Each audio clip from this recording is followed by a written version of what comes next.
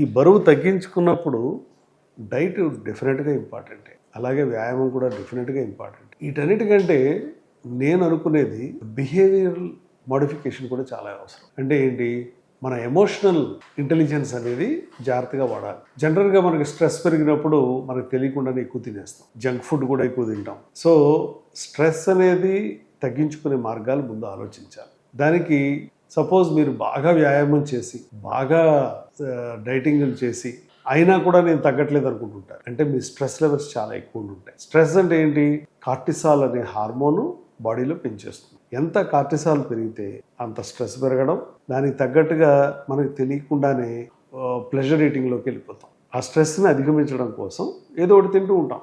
ఈ తినడం అనేది నాన్ స్టాప్గా జరుగుతున్న ప్రక్రియ. దానికి తోడు రకరకాల ఈటరీస్, రకరకాల జంక్ ఫుడ్స్, వెరైటీ ఆఫ్ మనం చూస్తున్నాం కనుక సో దీనికి లిమిట్లెస్గా అయిపోతూ ఉంటుంది.